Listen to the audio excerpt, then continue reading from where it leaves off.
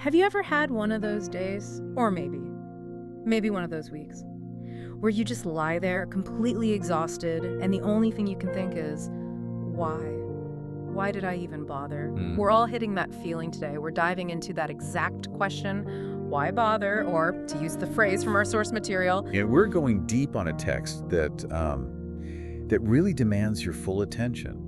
It's a reflection on the Apostle Paul's list of suffering in 2 Corinthians. Right. And these sources force us to confront the extreme cost of commitment and how these ancient sacrifices still echo today. Yeah. In your job, in ministry, in just showing up when it's hard.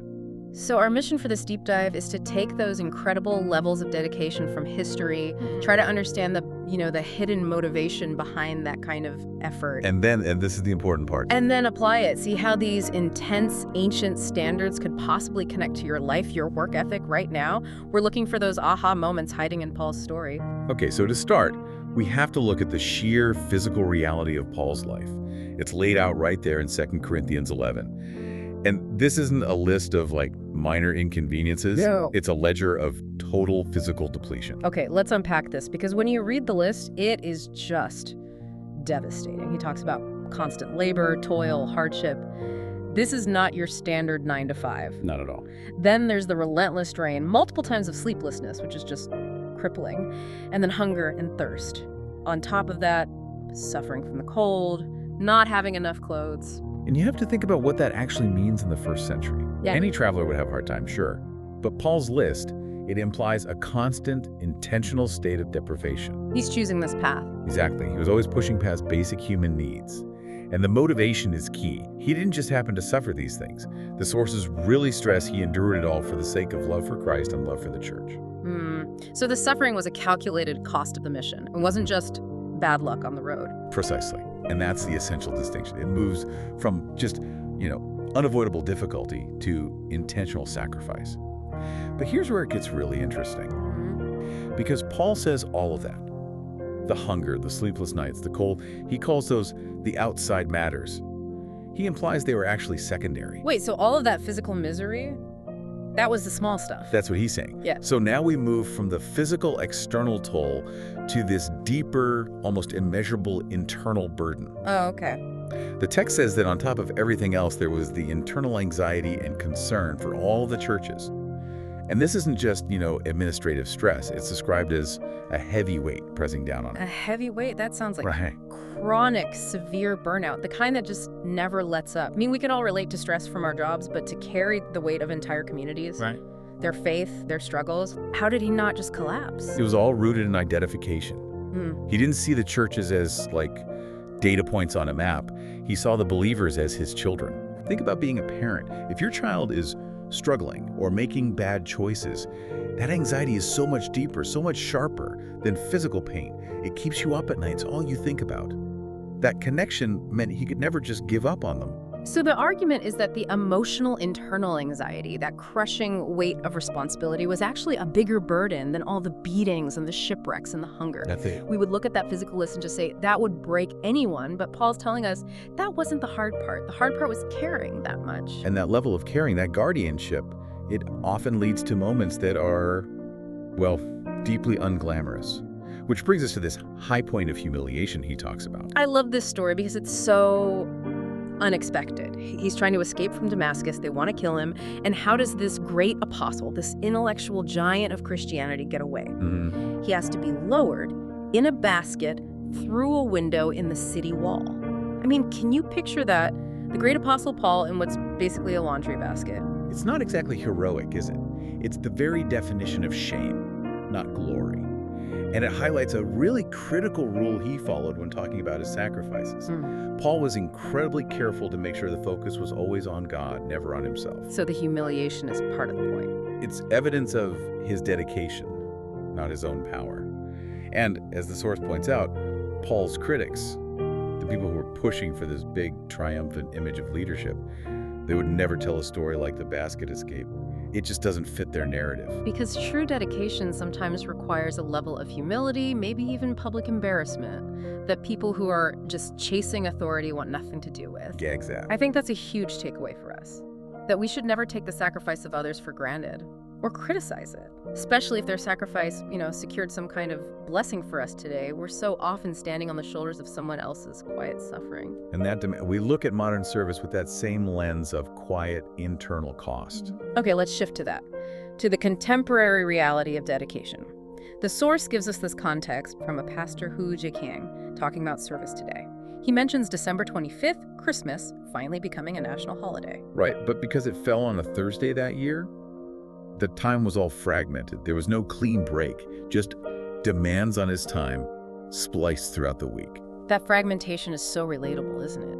Modern service, it doesn't really stop. Even when you're given a moment of rest, the demands just slice up your time. And we see this in the activities of North Po Church. Yeah, during their Caring Month, they commit to these really dedicated personal visits to members' homes. And the example is a Christmas family Thanksgiving service held right in an elder's home. So this isn't some big flashy event. It's personal, it's time-consuming. It means they're leaving their own families on a holiday to do this. But that personal cost is real. And this is where we see Paul's list just echoing across 2,000 years. The material talks about the pastor's own physical decline. Yeah. His eyesight is getting worse, his reaction time is slower, his general fitness is suffering from years and years of service. It's the physical truth of that sustained internal responsibility. The body keeps score. That's the parallel right there. The physical toll of Paul's mission is mirrored by the physical toll of modern relentless service. But the source does balance this with a really positive counterpoint.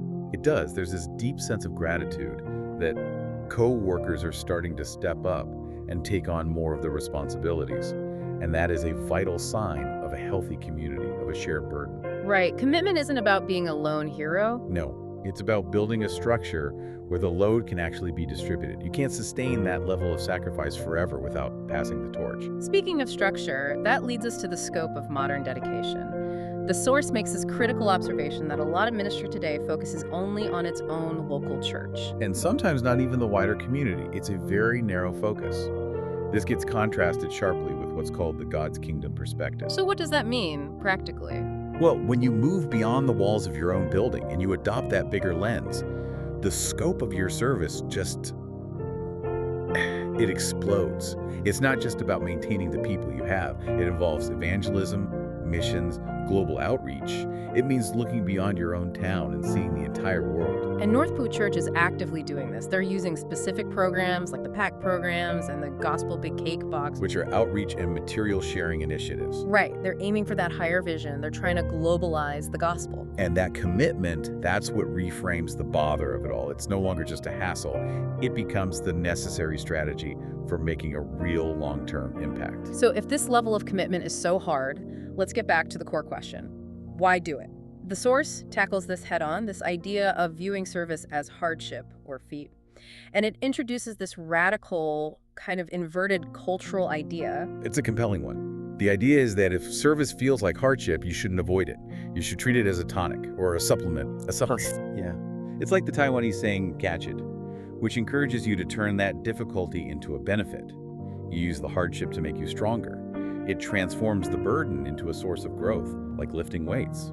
That is a direct challenge to our modern wellness culture, which is so often about avoiding stress at all costs. Instead, this says you should consume the pain, turn the friction into character.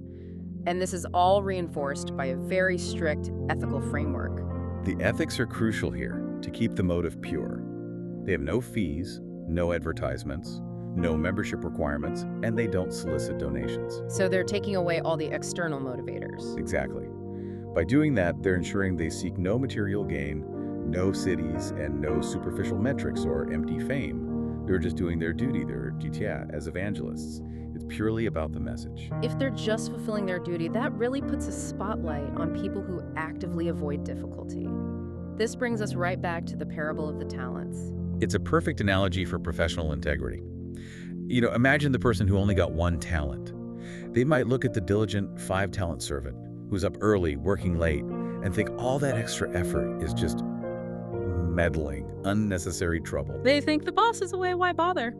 They practice what the source calls opportunism, looking for the shortcut. Right, but the source makes it clear that the true burden, the real trouble, comes later for the one who wasn't faithful, for the one who took the easy way out.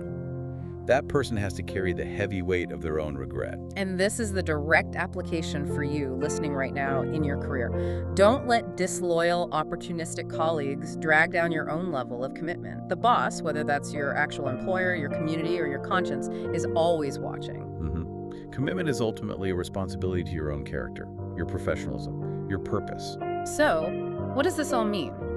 We've traced this extreme physical hardship, dissected a crushing internal anxiety, and we've landed on the modern need for professional integrity.